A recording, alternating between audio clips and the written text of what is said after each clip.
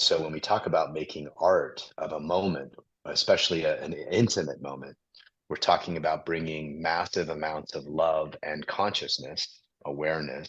Awareness is the tool of consciousness. We're bringing massive amounts of love and consciousness through the body as a gift for other.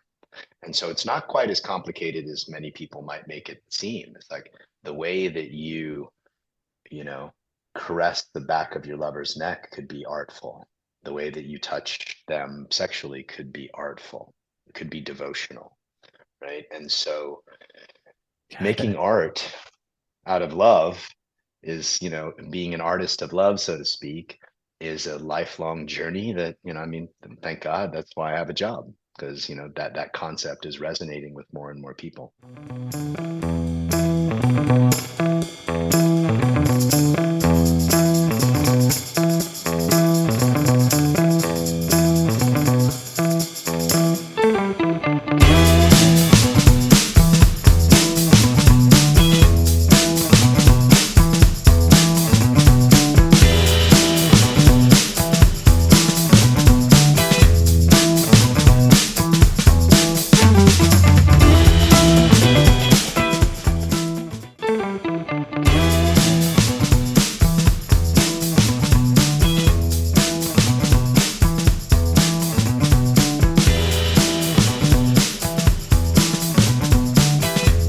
John, welcome to the podcast. Thank you very much, Nathan. Happy to be here. You have been on the podcast circuit. You've got this great book, and if anybody out there is looking for a really, really great extension of your work as a man, somebody who embraces their masculinity, let's just say, because there's David Deda's work. I know you were a student of David Deda. There's all these other great books out there. From the Core kind of seems to be, it sort of like amalgamates all of these really tough concepts so that even somebody as dumb as me can just like really lean in. And you have a number of exercises through there. I'd love for you, John, to kind of kick this conversation off with just a little, maybe an embodiment exercise, something to help people kind of ground themselves into a space where they can be a little open-minded, open-hearted, if you would. Yeah, you got it. Well, this is one that's not in the book, but it's one of my favorites. And it is a grounding breath. So what I would do is invite everybody listening to, wherever they're sitting, whether it's on a chair or on a cushion, to press down through their side ribs, through their hips and into the earth, and become aware of what I like to call this diamond at the base of your body, which is the pubic bone in front, the sacrum and back, and then the edges of the hip bones. And you plug that diamond into the earth, and it becomes almost like this mouth or this lock to the earth. You can also press down through the root of your heart, through those muscles around the spine and down through the groin into the earth. And the breath that we're going to do, and we're just going to do it for about a minute, and it's a little bit active, but it's really activating. And that breath is to breathe into the pelvic floor, which is, you could think of like the bottom of a balloon. And as you inhale into the pelvic floor, you imagine your pelvic floor dropping just a few inches beneath the earth. So you start to touch the earth. And when you exhale, you gently pull that pelvic floor up. So it becomes it's going to be a continuous breath, meaning you don't stop in between the breaths. And you just really practice, rather than breathing and letting the energy take you up, you breathe down into the earth. So the breath is what I would call a grounding breath. So ready, and we'll begin.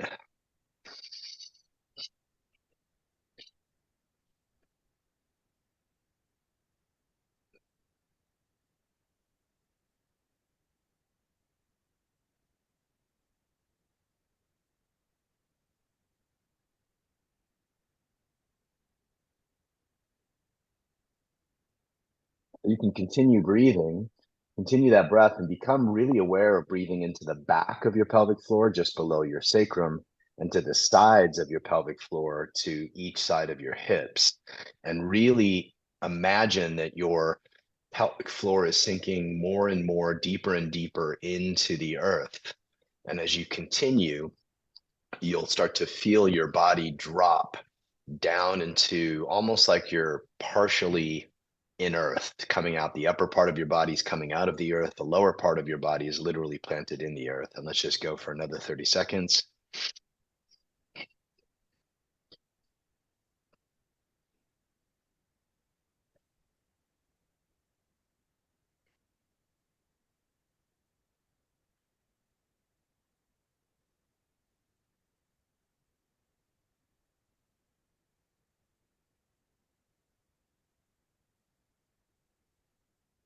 10 more seconds. Feel your groin and your lower abdomen getting wider and wider, deeper and deeper.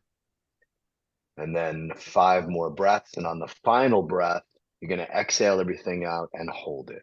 And in 3, 2, 1, deep exhale out and just hold it. Press it down through your side ribs, press down through the core of your heart. Let your shoulders drop.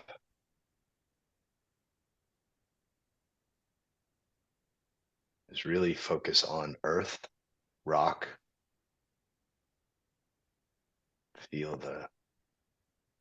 Maybe you feel the magnetic pulse of the earth. Holding it for another 10 seconds. And then in 3, 2, 1, big inhale in. Really kind of push that inhale down into your groin, bringing lots of blood to your abdomen, to your womb, to your genitals. Really focusing on that area, lower hips, root chakra. And then in 5, 4, 3, 2, 1, very slow exhale out.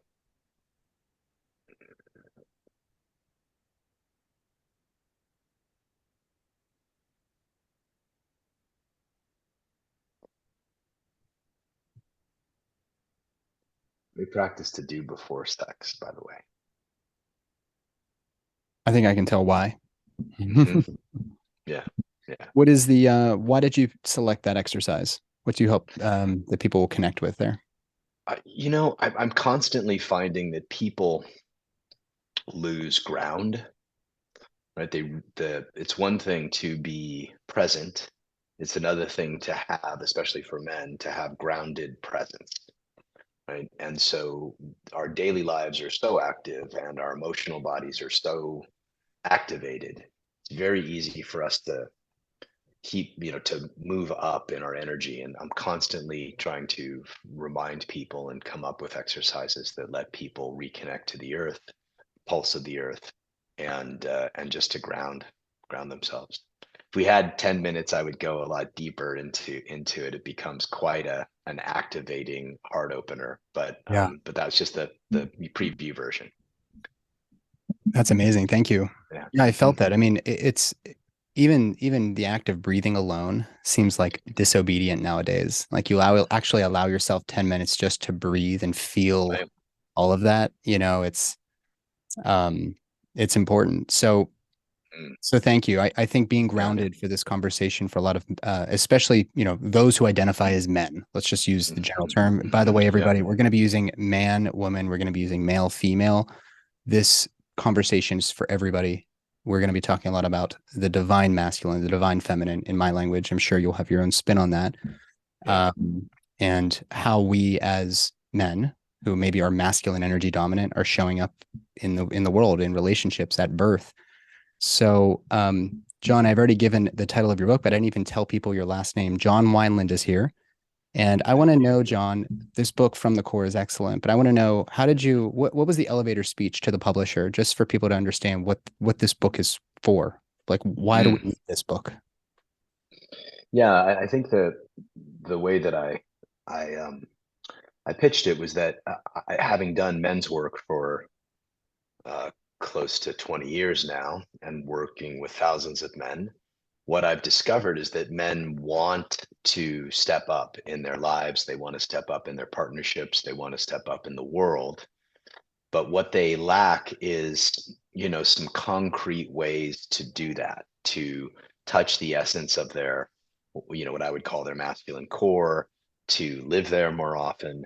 And so this was really presented as an amalgamum of practices and theories that I've developed over the course of 20 years to teach men how to begin to uh, cultivate more presence, more depth, to live from that depth, and then to ultimately give it as a gift to their partners in the world.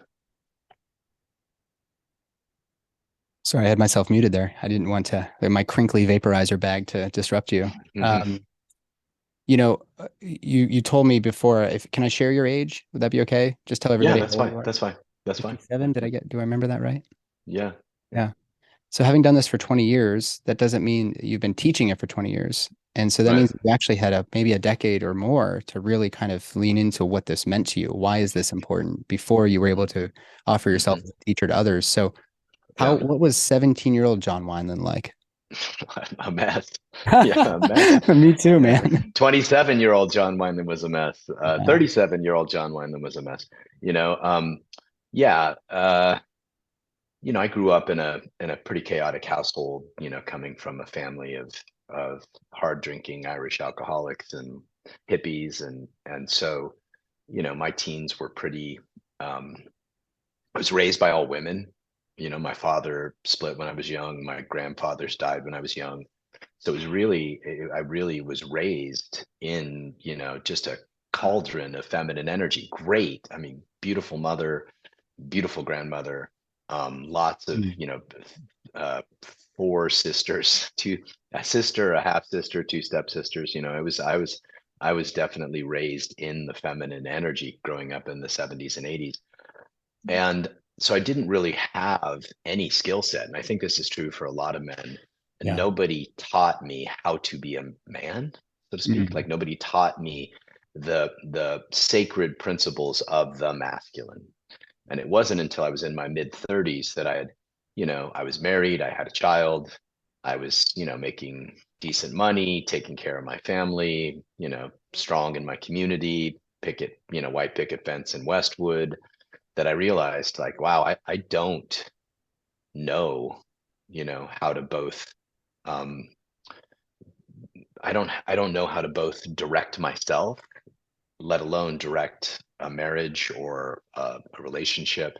And that's what led me into the field that I've been in, for the last 20 years, I guess, teaching for about 10, practicing for about 10 before that. Yeah. Yeah.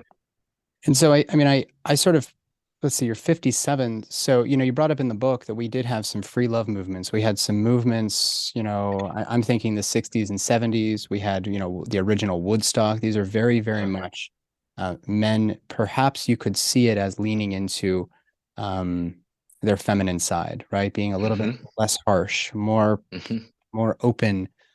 You Yeah. also brought up in the book, though, that fizzled out. So we still have this remaining kind of. I'll actually read just a line right from your book here.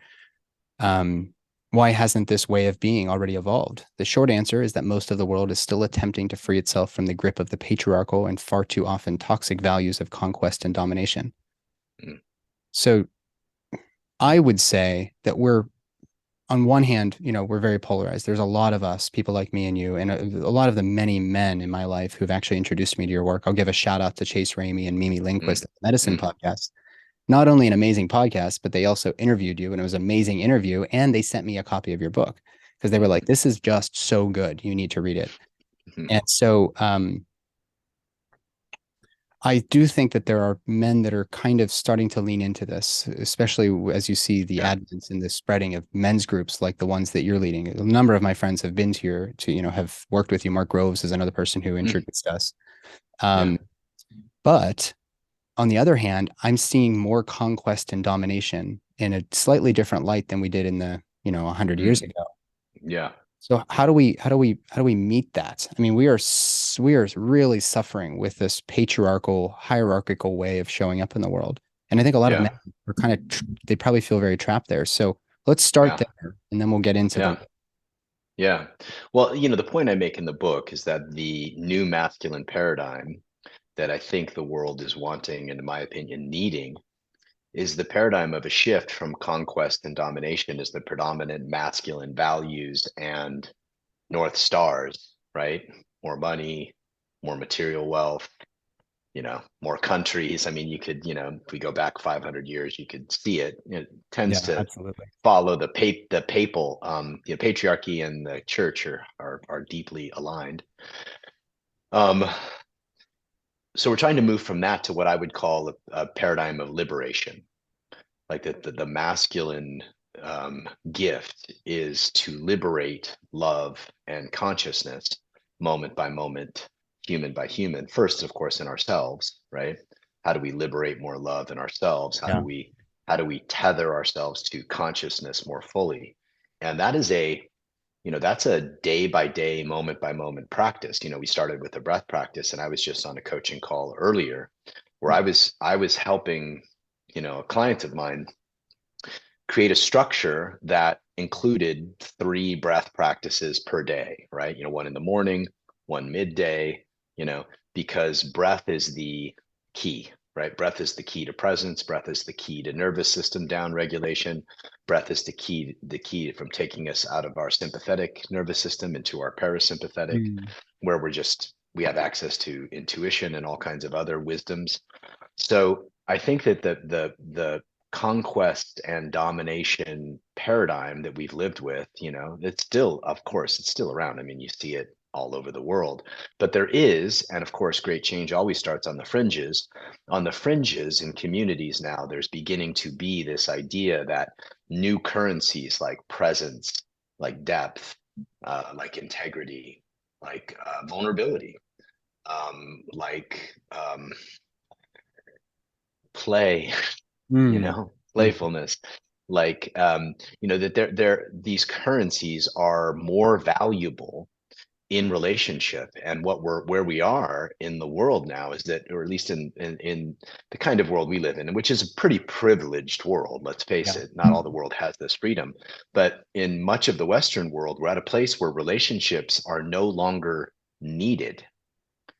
We don't need each other the way we Yeah. have the last hundreds of thousands of years to protect each other, to bear children for each other. This is relatively new. It's a pretty amazing moment in history, in the history of relationship. So what that leaves us is, what makes me a valuable partner?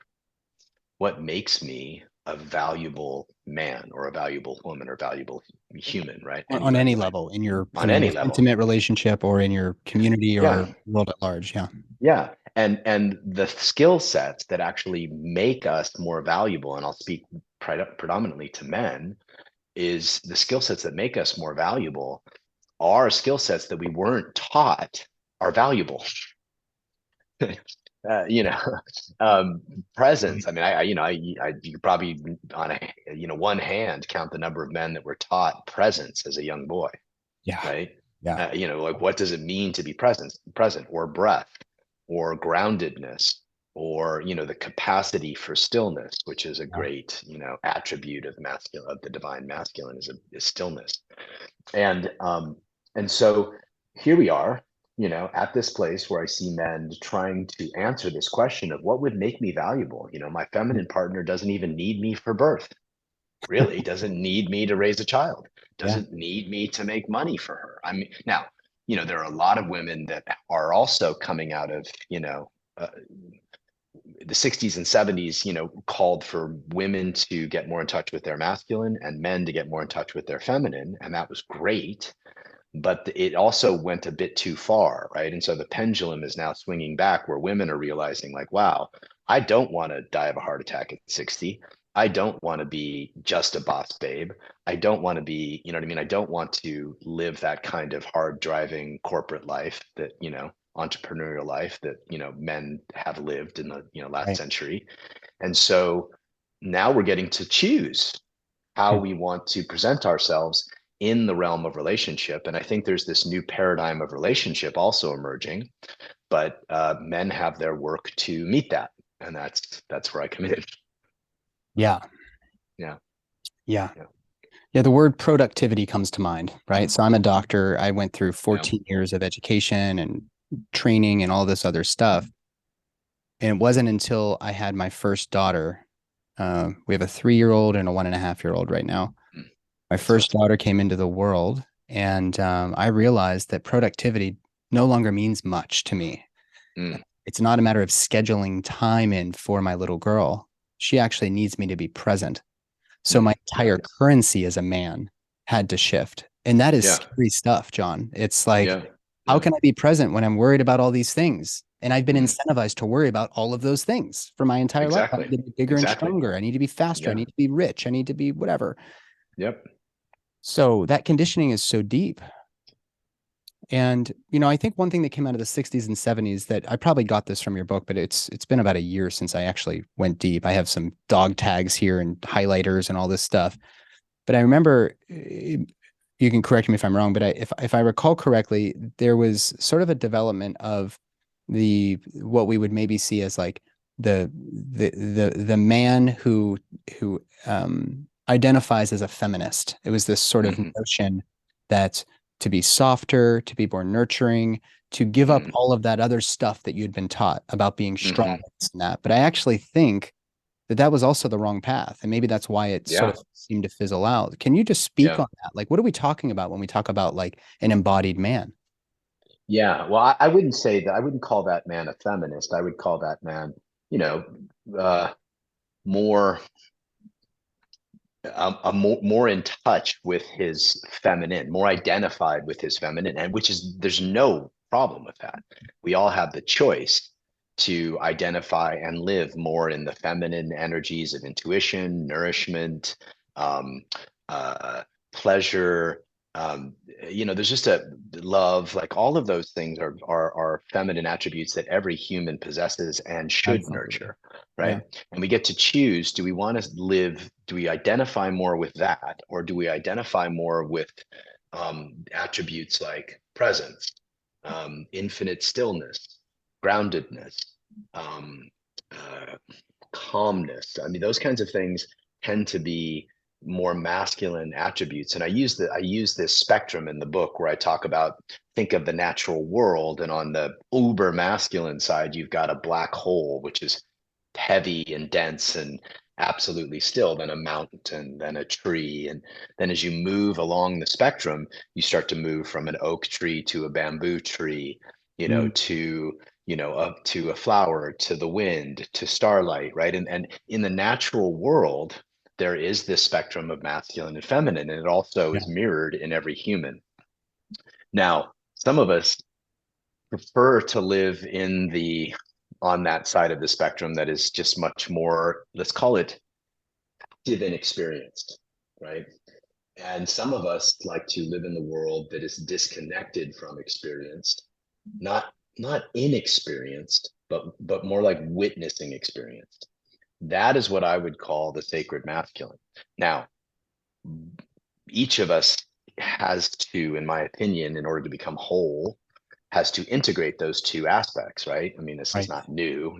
The therapists have been talking about this for 100 and something years. But this idea of what does it mean in an embodied way to be able to work both sides of that spectrum and show up in both sides of that spectrum.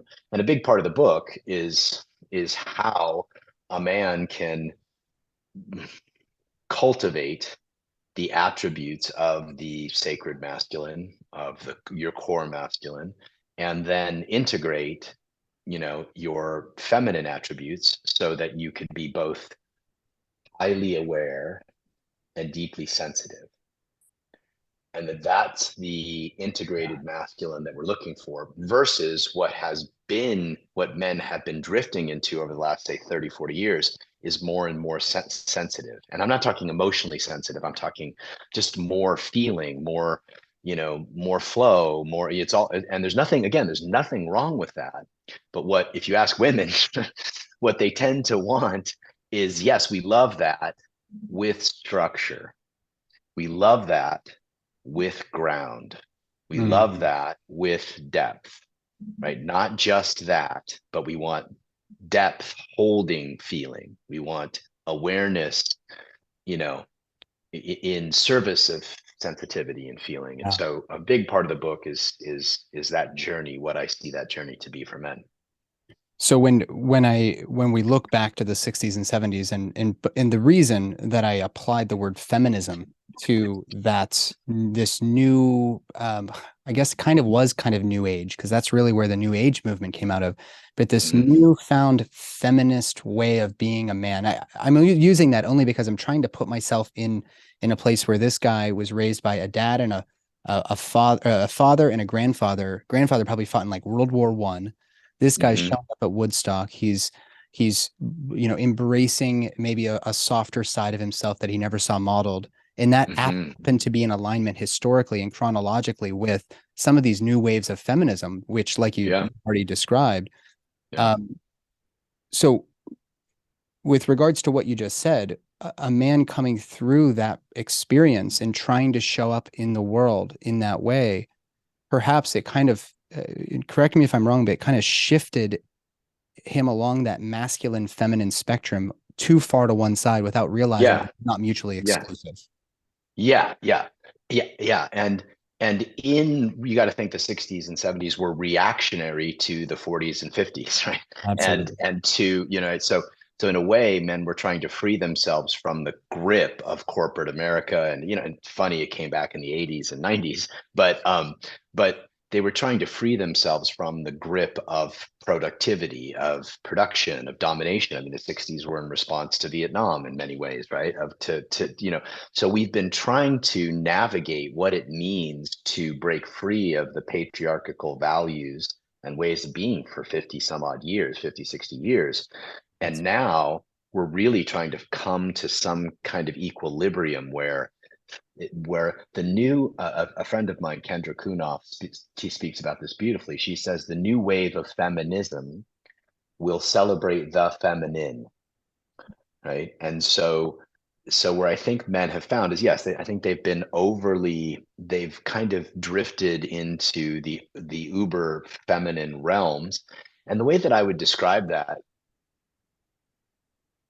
is that, so in the framework that I used, which is based on, a Buddhist tantric meditative framework, is that everything that is experienced everything that is experienced is the feminine, right? So mm, feeling, this conversation, life, love, nature, I mean, everything that's moving, everything that is experience itself is the feminine.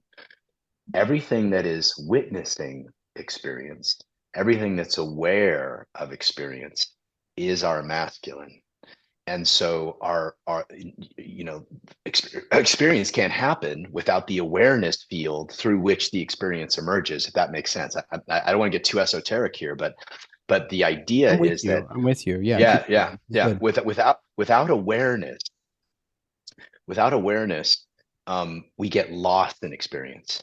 And that's where I see men struggling today, even men who are doing so-called masculine things like warring or sports or pounding their chests or being warriors or whatever it is. Yeah. They're so inexperienced that they've lost that tether to the field of awareness that is infinite and still.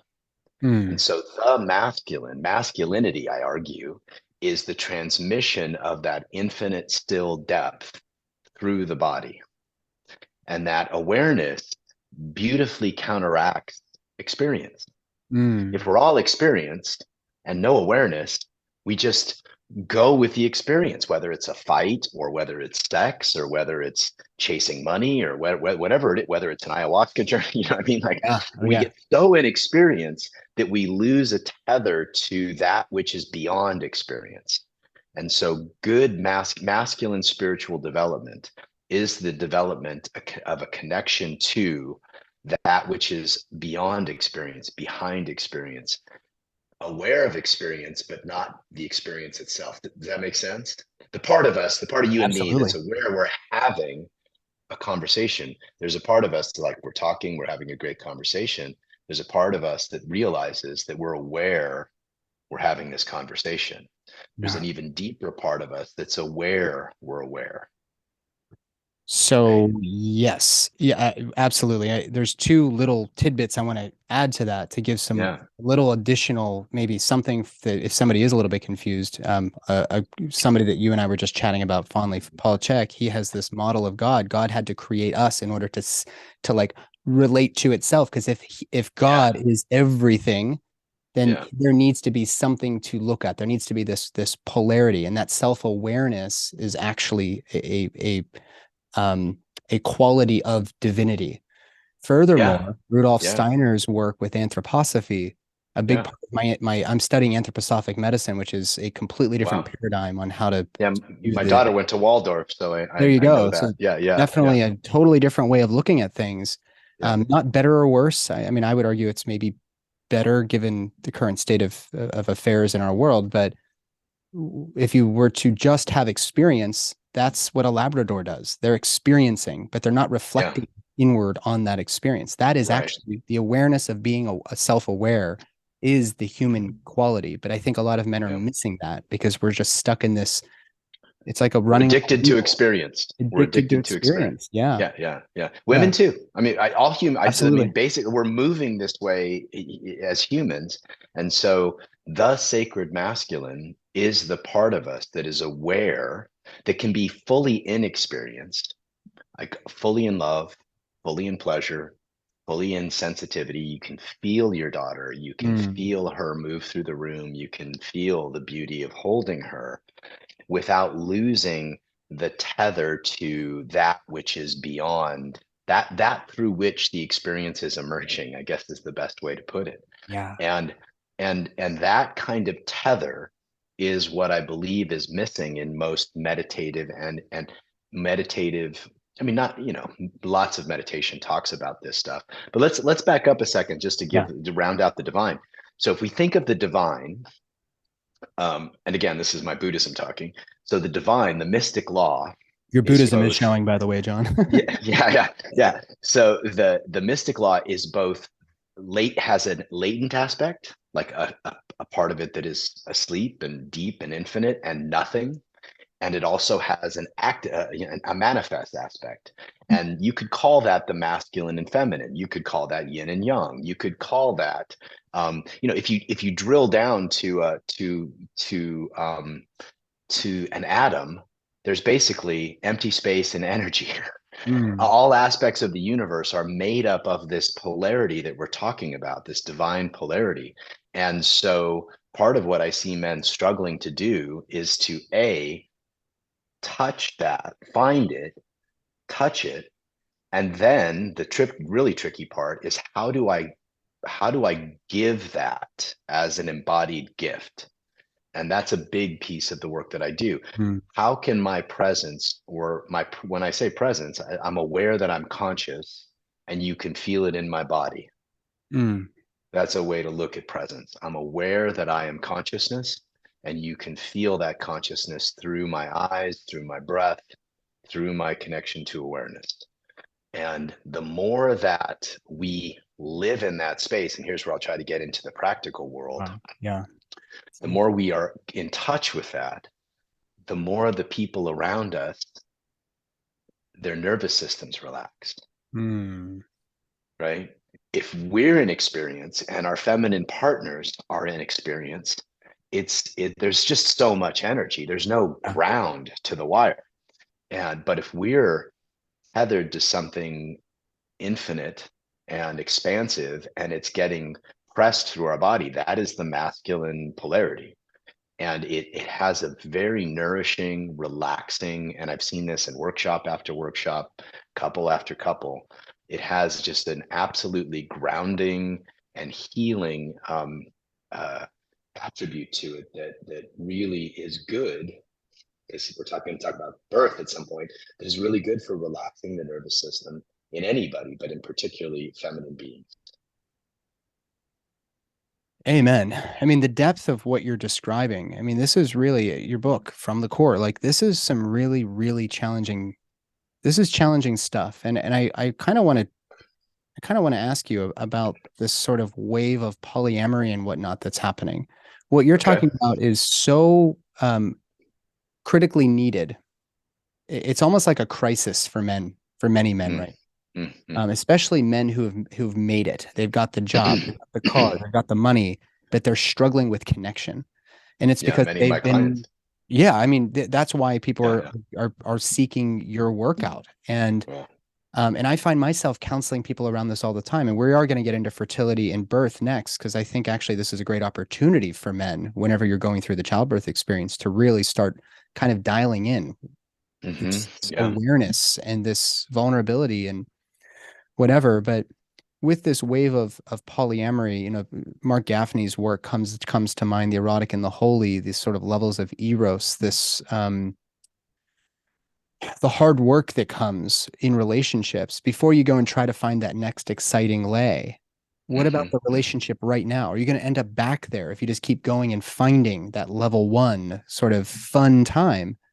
And I Hmm. think, there's Chris Ryan makes an argument on one hand that, like, hey, we're meant to be polyamorous. I don't know if I agree or disagree. I could see how some Well, people resonate with that. On the other hand, you've right. got Jamie Wheel describing, this notion that, I'm meant to be with four different people at the same time, as he distilled it as, lizard brain fuck monkey sort of Yeah, behavior. yeah, yeah, yeah, And yeah, so we have this again, here's another polarity. What is yeah. your take on, if somebody's gonna, let's just ask it like this. If somebody wants to embark on a journey to an open marriage or an open relationship and they haven't yet dialed in who they are and how they show up in the world, how are they supposed to be managing multiple relationships when we're struggling with presence in and of itself, sitting and breathing for 10 minutes, for God's sake? Yeah, yeah. If you can't get one feminine partner to trust you, how are you going to get two or three? Well put. Right? Yeah. Yeah. And so, look, I'm not here to tell anybody that they should or shouldn't practice whatever they want, because I do think that dating multiple, there's two sides of this. One is to shed the shackles of domestication that are Yeah. very present and have been the pressures of, let's call it, church domination for thousands of years, right? This idea of domestication and consumption. And Mm, there is something really powerful in exploration of that, I think, yeah. for men and for women too, just Yeah. for all of us, right? And is that might be at one stage of a person's life the deepest practice. At some point in a person's life, and this was certainly my experience, at some point in a person's life, the deepest experience is, how do I love one person Mm, really well? mm, How do I love one person to the point where their nervous system is healed, their body is open, they're fully expressed sexually, they feel safe as fuck in the world. They're just really, they are healed by my love, so to speak, right? mm, That might be a lofty goal, but it's not, doesn't mean that we shouldn't consider it. It shouldn't be, the bar that we set. And and I do think that sometimes that is the deepest practice. And so, everybody's at different stages of their lives. I happen to think that most often people who are practicing polyamory, as I see it, are addicted to experience. you know and so, yeah. same thing with people doing, and Jamie makes this point in his book. Same thing about people who, are off doing medicine all the time, right? You know what I mean? Yeah. That they get Feeling addicted to fire. experience. Yeah. Yeah, yeah, Yeah. Yeah. they get addicted to experience.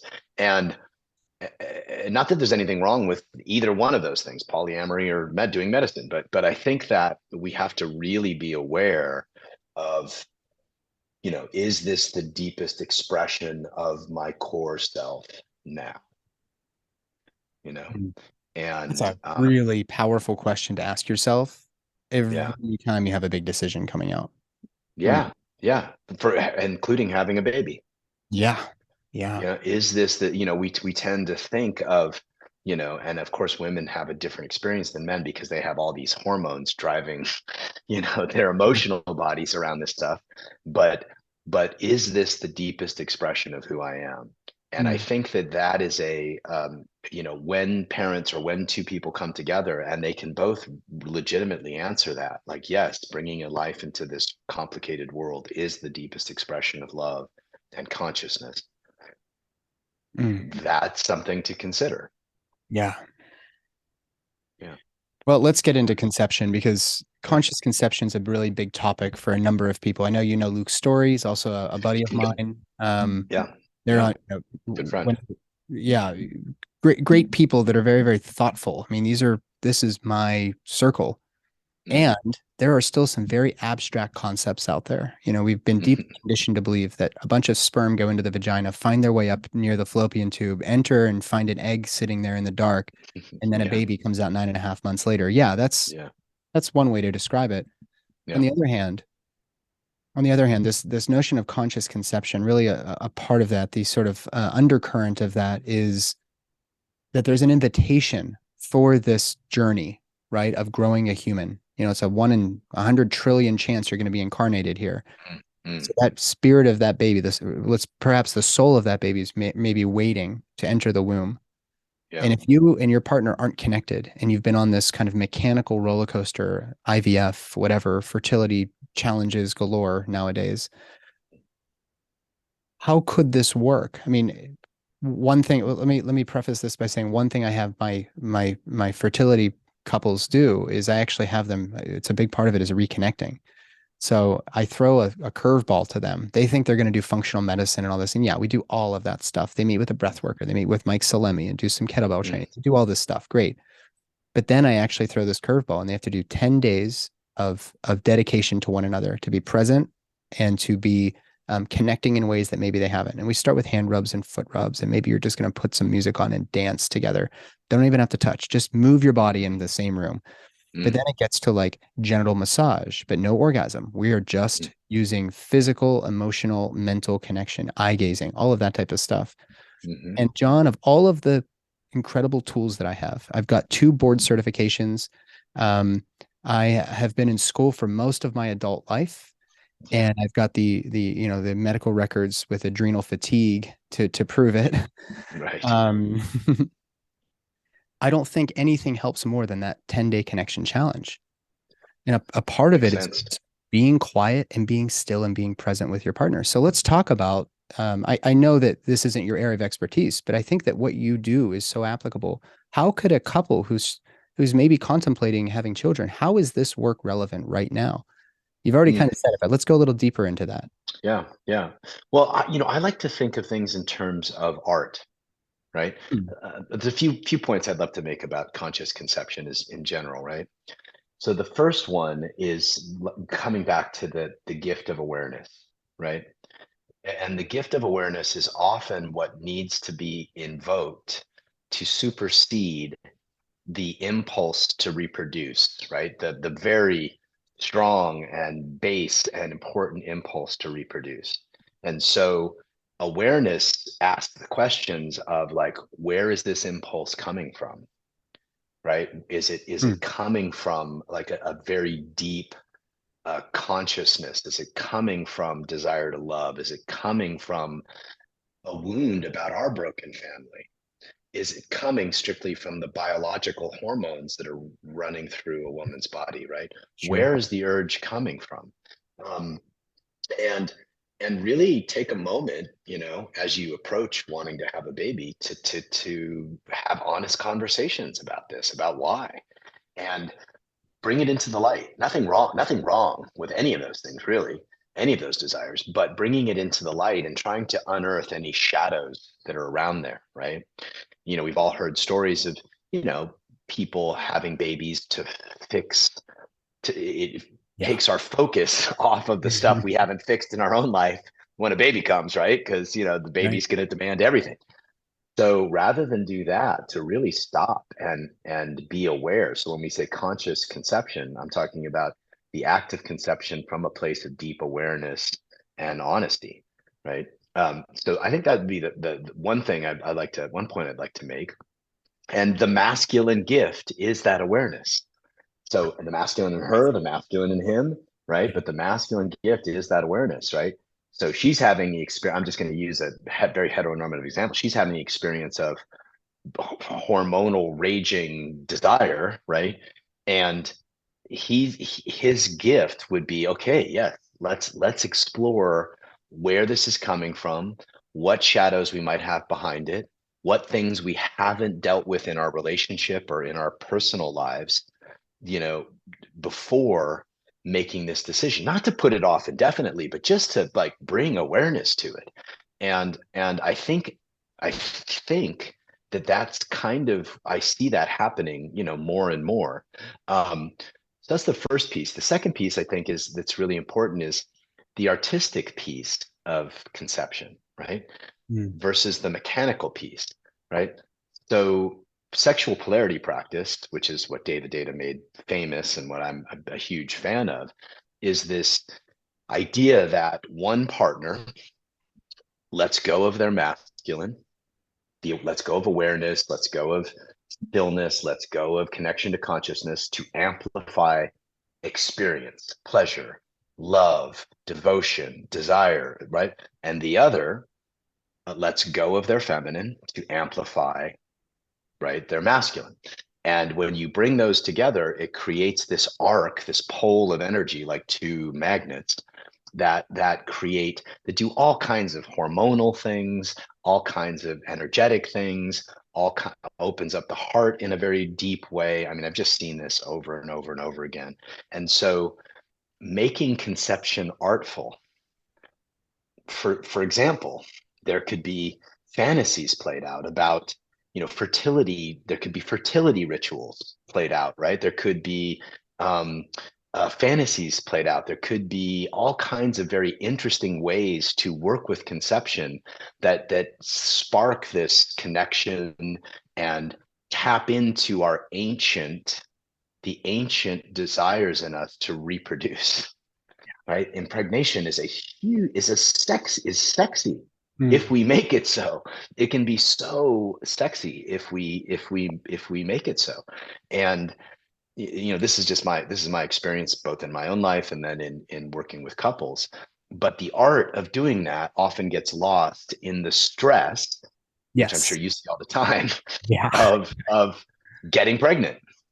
And so how do you find a way to, maybe there's an ovulation ritual every month, Yeah. and each month there's a new ritual of, I don't know, maybe you're who knows, maybe you reenact a druid sex ritual, or maybe I mean, there's all kinds of really cool things that we could do that would make it so much more fun and so much more sexy. And you know and so bringing art, I guess, is what I would say. I say in my book, make sex an art, bringing art into it and awareness into it and magic into it. Because I mean, is there anything more magic than conception? Let me tell you Anything? something magical. Yeah. I just learned something. As much as I've been studying all sorts of ways to look at conception, I just Mm. saw some videos online where the egg, when the egg has a whole bunch of sperm introduced, like in the vagina, of course, but Mhm. we can actually videotape it on for an IVF procedure, and the the human ovum, the egg Mhm. cell of a woman is actually the only human cell that you can see with the naked eye. It's still tiny, but it's actually this big vacuolated thing, this big kind of Mm. ovum circle blob, right? This big Okay. sphere thing. And when you introduce a bunch of sperm into the petri dish, the sperm do this really funny thing. They go all around the egg. Kind of, we see it as like competition, but there's that language again. They're all competing. Right. Right. I'm actually wondering if there's actually any competition at all, because there's Mm. funny other things that happen. You get this um, kind of crown, this corona of sperm, all with their heads touching the egg cell at the same time. And as far as I know, this happens everywhere in the world. The egg rotates counterclockwise. It starts rotating. So you end up with what Mm. looks like a radar, like a one of those color Doppler Mhm. hurricane kind of looking things, like on the Yeah. there is magic happening here in front of our eyes. And So it's almost like fascinating. I don't want to know why Yeah. it happens. It's sort of like, Yeah. the Yeah. the Yeah. blackjack sort of the magic trick, where the dealer deals himself a royal flush every time. Like I don't know how you Yeah. did it, but there's magic there. And I want to go deeper into that a little bit, because when you speak about art, even nowadays, a lot of people don't express, and we're talking second chakra here. This is the Yeah. root of Yeah. your life force energy, your creative Right. expression, of course, reproduction.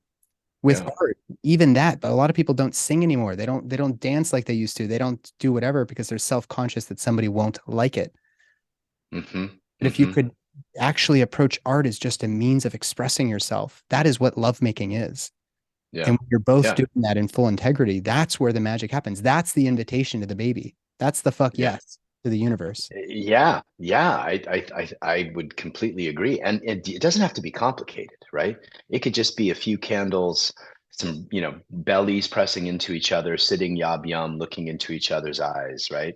It could be that with her moving the wind through her body, like taking on some aspect of nature while he is the mountain. I mean, there Mm-hmm. are all kinds of ways to play with these energies that amplify the sexual experience and therefore create deeper connection. Again, hormonal changes and brain chemistry changes that are now measurable, and so really good connected, I would say polarized sex has all kinds of attributes that we're now just discussed. We've intuited. I mean, the yogis have known this, the mystics have known this for centuries, but we're now really just starting to prove with science. Where do you think we'd be if we didn't have any sort of Eastern mysticism? If we hadn't adopted some elements of that in our Yeah. U.S. society. Yeah, we'd be fucked. I think we'd be we'd be still very Upper much fucked. in the yoke of the patriarchal canon of the church. And look, and I don't want to insult any Christians or Catholics or anything, but there's definitely a connection between the values of patriarchy and the church. You can just go back and study papal decrees from the 15th century. And so colonization, slavery, even marriage to some degree were about property, about Hmm. acquiring property. And so we're no longer wanting to adhere to that model. And and so now we're really thinking like that there is no property. Even men and women who are married, this is not about property. This is about full expression, the fullest expression of love, the fullest expression of love. Hmm.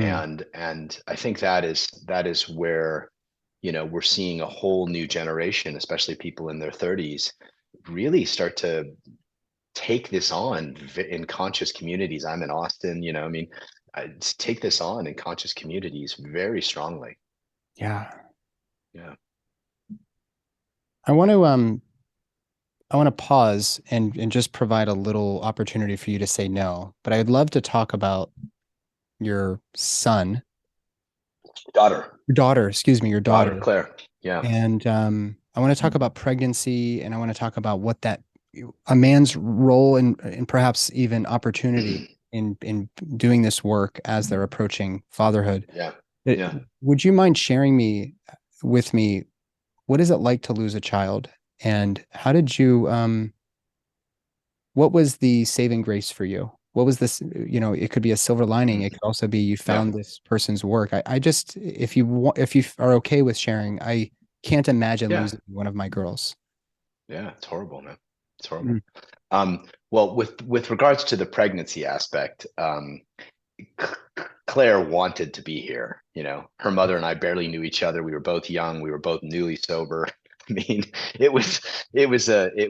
we'd known each other for a very short period of time. I mean, Claire basically was like, "You guys," I'm coming and, in, and I'm coming in coming hot. in. Yeah, I'm coming in. There was even a moment where we thought she was miscarrying, and we went down to the river and said goodbye to her, and but she never happened. So Claire was determined to be here. So my journey in being a partner to a pregnant woman back then was nothing like what I think it would be now. Mm. And because I was just, this was 26 years ago. Parenthood, though, um, what I tried to do with Claire that I think really served her is I tried to give her access to the spiritual journey that I was on, right? Both, in Buddhism, with my work with David, and she ate it up. In fact, some of her best, she became a world-renowned speaker. She did 3 TED Talks. She was, Wow. she was teen of the year. She, hung out with Bernie Sanders. I mean, she was, Wow. there's a, yeah, if you check her out on YouTube, there's a couple documentaries done about her life that have, 3, 4, 5 million views. So she became a world-renowned advocate for kids with special needs, and I think part of you know my support in that was to just turn her on to these concepts about making art out of your life, about um, about about developing a relationship with death that was very humble but courageous. um, and so I think my the saving grace piece was that Claire lived more in her 21 years than many people live in 80, right? She really lived a full life. And that's the thing that really made it. I mean, of course I want her to still be here, but that's the thing that made it palatable, I guess. Yeah. um, the grief process has been, I'm now at a place where I feel great, really, about it. Not great that she's dead, of course, but just in acceptance of what her journey was. Like that her journey was her journey, and that she's at peace and happy and literally, swimming with the dolphins and floating with stardust. She's fine. Um, but the grief process took, I'd say, 2, 3 years to get the 80, a big chunk of it out. It comes back every once in a while. I just miss her so much. Mm. But there's no regrets.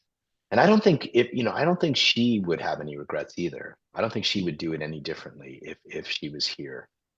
I think she would, maybe, but not much. Not much. Mm. You got me a little bit, John. I'm sorry. I'm not Mm, sorry that I'm getting emotional and I'm actually tearing up here. I'm uh feeling somewhat I kind of regret not having known that Claire was your daughter because I know Claire. I mean, I know of her. I was yeah. my other board specialty, my other specialty is palliative care and hospice work. And Hmm. um, Claire's story, of course, of Mm, course, I know Claire. I had no idea. hmm. I never made the connections. So Yeah. Yeah. um, I feel like a little bit of a blubbering fool at the moment just because I feel rattled. I remember in my fellowship in San Diego, I remember hearing Yeah. about her, following her story, and Yeah, that's gosh, where she died, was in San Diego. Yeah. She was at UCSD. UCSD, that's where I did my Yeah. fellowship. Um, Yeah. Yeah. there is a possibility, John, that I actually took care of her one day when I was on service. Oh. We Oh, may have wow. even met. We actually may have met because I was a fellow at UCSD uh, Wow. at that time. Wow. Um, Wow. Yeah, 2018, September 2018 would have been the time. Yeah. I started fellowship 2018. I was there at Wow. September at Jacobs, right up in that Yeah. big hospital center. We were also down in mostly in La Jolla, but also in San Yeah. Diego proper. But anyways, my heart Yeah. goes out to you. Like I said, as a father of little girls, I don't really know what the difference is. I have two girls. I don't know what it's like to have a little boy, but Yeah, me there neither. does, right. There does seem to be some special connection though I have with these little women, and an Hmm. especially important role for me as a man to really know myself and how Hmm. and be very clear as to how I want to show up as a father, as a person. Um, and losing one of them, I just don't know. I don't know how that is possible. I don't know if it's easier to lose a baby or a teenager or a 20 something year old. I just can't imagine losing a child. And I don't think people who aren't parents can maybe fully appreciate that. I certainly don't think Yeah. I was able to. Yeah. Um, Yeah. Well, even if you know it's coming, like, we knew Claire had CF, right? So we knew all her life that her life was not going to be as long as everybody else's. So we knew that it was going to come at some point. And even that, even then, nothing prepares you for just the bone crushing grief. And it was bone crushing, soul crushing. I had a house in Cardiff that I got Yeah. for her and I, because she had just gotten a lung transplant. And so I rented us the house for a couple months for her to do her rehab. And then she died, and I had this house. And so I was there for a few weeks, just in incredible, tried to surf. I did a few times, but man, yeah, it was rough. It was rough. So I guess my message to parents is to cherish, the every moment you have, because you just Yeah. never know. You just never know. We went into that lung transplant fully hopeful that she would come out and have a few more years, maybe many more years. Um, and she blew a clot through a clot, and had Yeah. a stroke and died. So, Mm. you know, yeah. But thanks for Wow. asking, man. Yeah. Yeah, absolutely, John. Yeah, I didn't honestly, it was a little bit off the cuff to go that direction, but I kind of feel like the world is desperately craving authenticity, and you are a very Mhm. authentic person, as am I. And for us to be able to chat like this is actually probably going to provide some really great support and healing for somebody out there. I hope so. I don't think we attend to death any better than we attend to birth. I don't think we provide a lot of dignity because we see it as a failure of the medical sciences. But Claire Mhm. was here for a reason, and she Yeah. provided obviously so much love to so many people, which is Yeah. cliche, I know, but it does bear repeating. Yeah. Um, Yeah. man, I'm like in a different space now. Oh my gosh. Right. If you were to show up as a 50 something year old versus a 20 something year old, Yeah. uh, Hopefully I do it better. as a dad, what would you do differently and why? Yeah. Um, I would, and we do this together, right? We do this together as a couple. I'd practice together, meaning I do breath practice together, yogic practice together, sexual yoga practice together. Um, I would, I would ritualize practice a lot more, just for her body and our connection. I would be a bit of a, I think this might be a challenge I'll offer to men. Like, don't let her, do the breathing, do all the breathing. Like, you Mm, become better at breath than your feminine partner. That's one of the ways to keep the masculine pole. Whoever has the deepest breath tends to have the masculine pole in any moment. And a lot of men struggle with breath. So I would challenge men to really take on breath practice as part of a way to down regulate their own nervous system, and as a way to, to be better support. I think what I would do differently, and this is what I teach a lot of couples, is I would really pay a lot of attention to her nervous system, and I would use my practice, my body, you know my breath, to help down regulate her nervous system. So, and this goes above and beyond, being a provider, being a protector, just being a good partner. These are sort of those are just the antes to partnership now. But yeah, so I would really focus on nervous system down regulation. Like, what can I do to down regulate her nervous system? What can I do to ground her? What can I do to use my heart to soften her heart?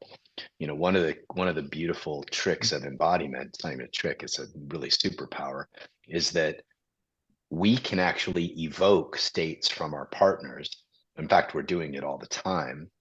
We evoke states from our partners all the time. We're just doing it unconsciously. So when we're not present and looking at our phone and doing whatever, we're evoking a sort of anxiety from our partner.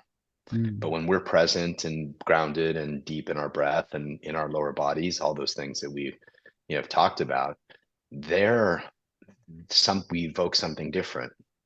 mm. And what we have the capacity to do now for each other as partners, and this is a big part of my work, is we have the capacity to evoke better states, deeper states, more grounded states, more open states, more full states of being in our partners through our body mind practice, once we learn how to do that.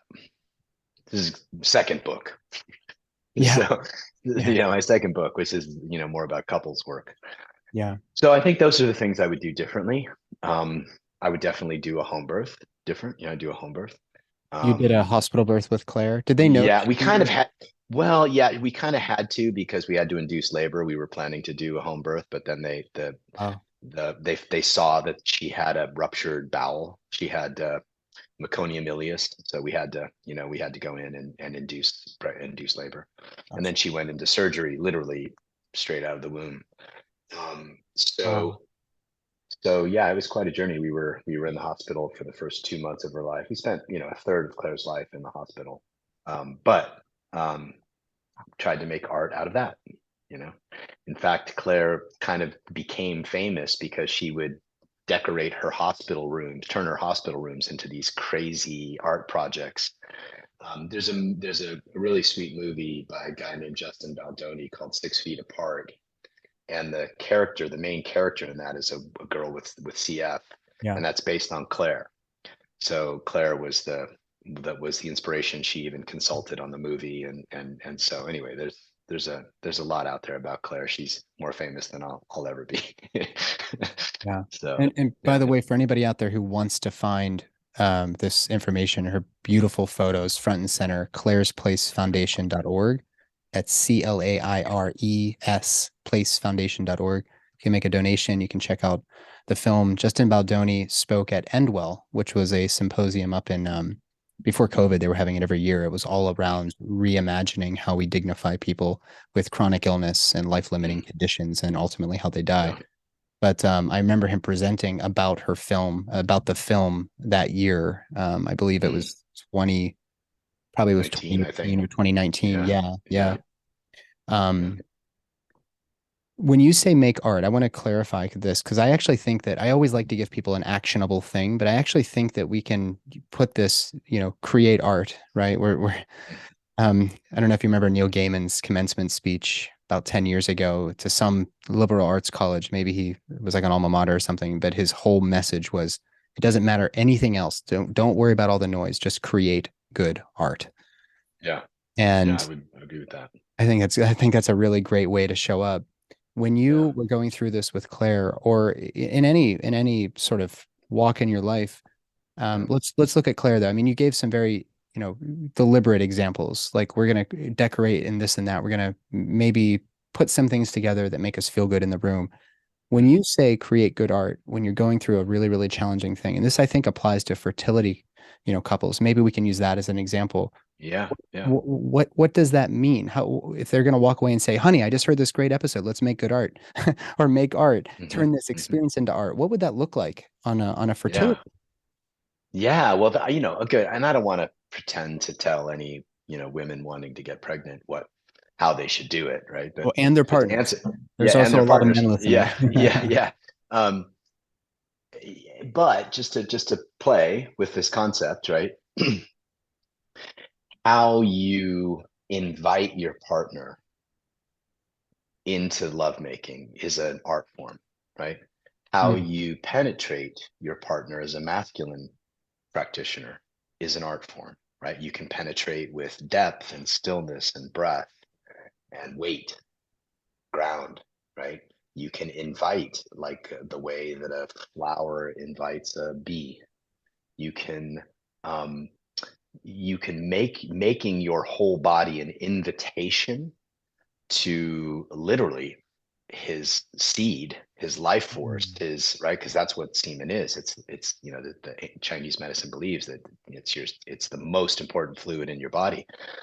How do you make yourself an invitation artfully for that? Now, could be any number of ways. Could be a dance, could just be the way that you relax your body. It could be words, it could be, words of sweet words or, darker, dirtier words, or it could be any it's your art. But, mm. how you walk down the street could be more artful. How you kiss, let's just look at that, right? How you kiss can be artful or it can be unconscious. How you touch can be artful or it can be unconscious. And so when we talk about making art of a moment, especially an intimate moment, we're talking about bringing massive amounts of love and consciousness, awareness. Awareness is the tool of consciousness. We're bringing massive amounts of love and consciousness through the body as a gift for other. And so it's not quite as complicated as many people might make it seem. It's like the way that you know, caress the back of your lover's neck could be artful. The way that you touch them sexually could be artful. It could be devotional, right? And so Yeah, making art out of love is, being an artist of love, so to speak, is a lifelong journey that, I mean, thank God that's why I have a job, because, that concept is resonating with more and more people.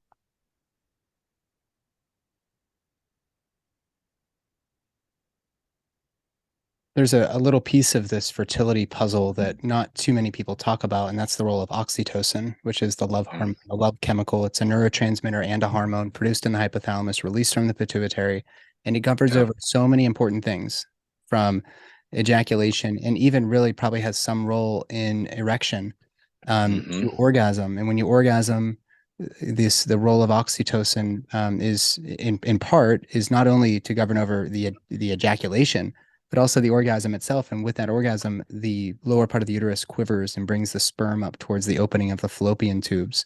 Mm, Then this love hormone actually, is what drives these surges that are bringing the baby out into the world, right through that mm, struggle with death and rebirth, and through the lens of Stan Groff.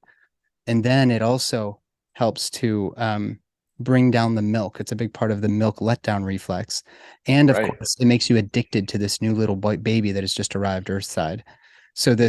this love chemical, um, I find that if we disturb birth, I mean, it's not, I find the neurochemistry even demonstrates that when we get in the way of that, and we're not conscious in how we're treating somebody who's going through this incredible rite of passage, because that's exactly what it is. It's an initiation. Death is on the line, not physical, but, this transformational, archetypal transformation that's happening. Your old self dying, your new self being Yeah. reborn, and the birth of this baby, your partnership, the man, if we're talking about a heteronormative relationship, you, the man, are now transformed. Like everything is transforming, and it's all driven by Yeah. love on a Yeah.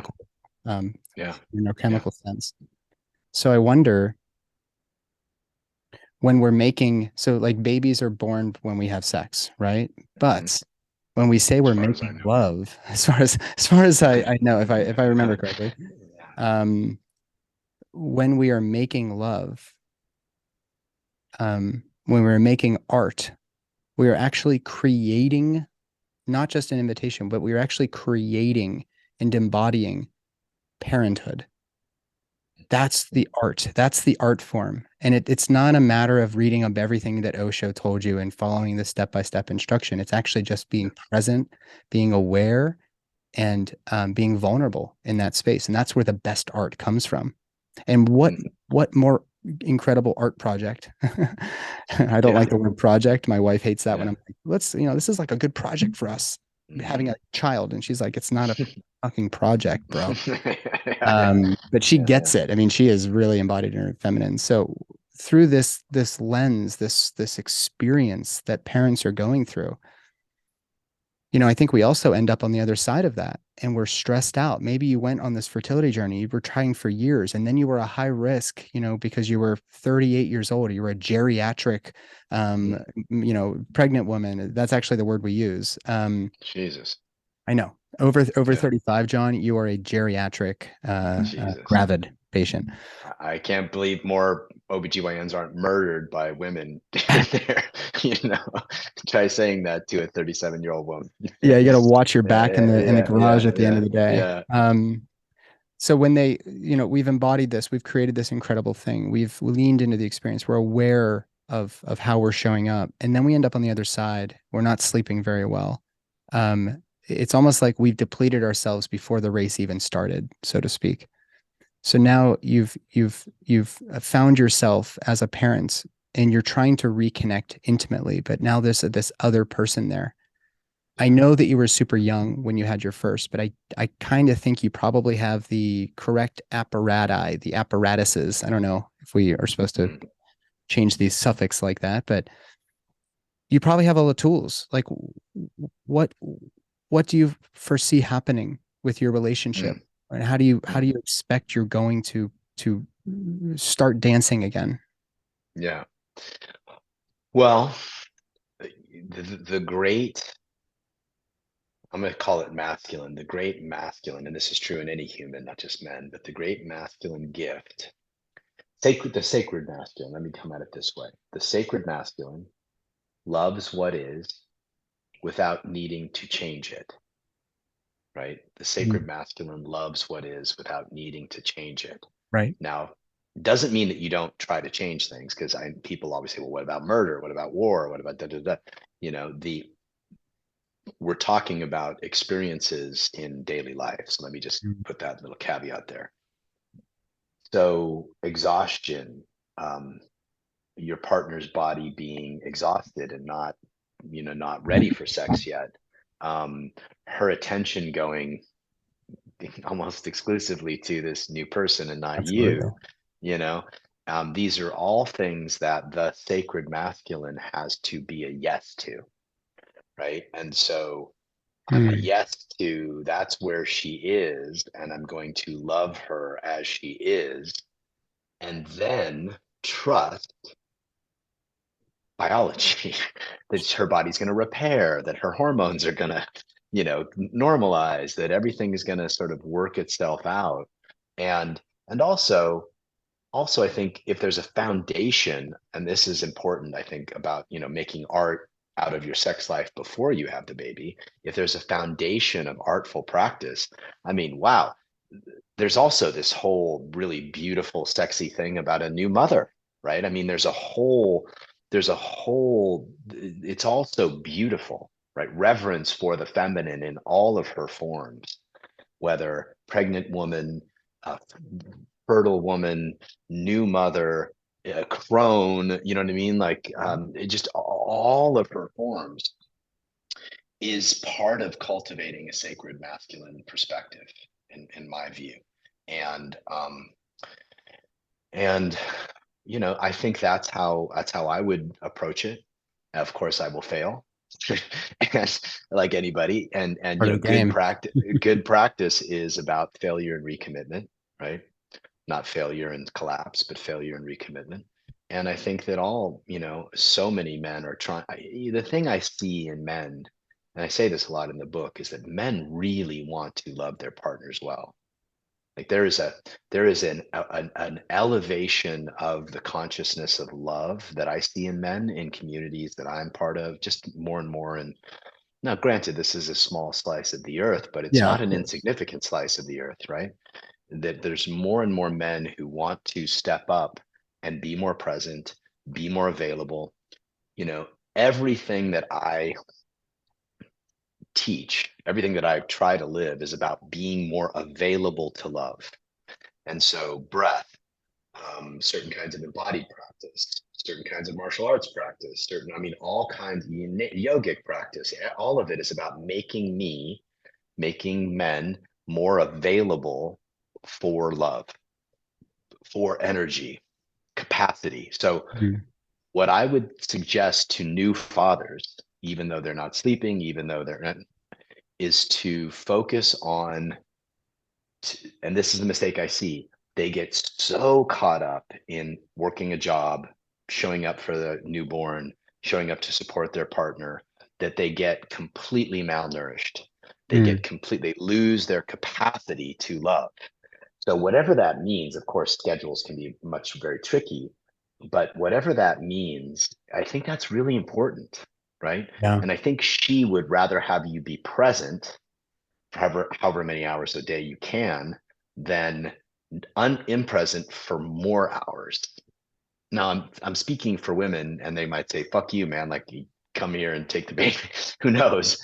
But I just think that malnourishment is a chronic issue I see in new parents, and finding ways to be nourished takes discipline and intention and practice, but it often is the first thing to go, both for her and him. And so finding some way to be nourished in those first, that first few years is Mm. I think crucial. And I think sex and intimacy, if there's a strong foundation, will come back naturally. What say you said something. I want you to repeat it because it was kind of bouncing around in my noggin. What is it that's first to go? You said a couple qualities, just Nourishment, nourishment. the practice of nourishment. Now, nourishment could be as simple as dance for 5 minutes. Mm, Nourishment could be as simple as a walk. Nourishment could be taking the baby while she goes to a women's group. Nourishment could be telling him to go sit in nature for 2 hours. Nourishment could be, but that's not what people do.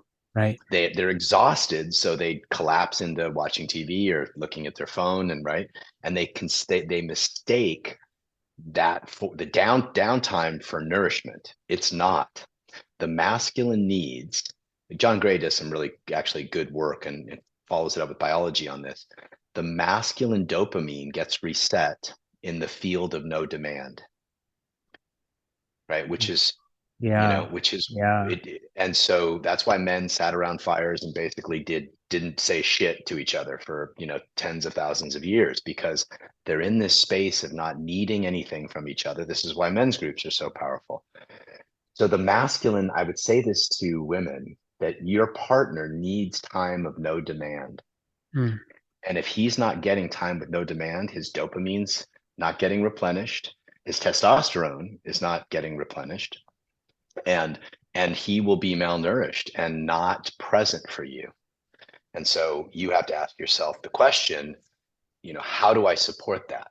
How can I support just it's just a this is a difference between, whereas women, oxytocin and not oxytocin, is it? Yeah, I think oxytocin gets replenished through cuddle, yes. through Yeah. breastfeeding, Yeah. through Yeah. so women are getting replenished through motherhood. That's the way nature set it up. Yeah. Men are not.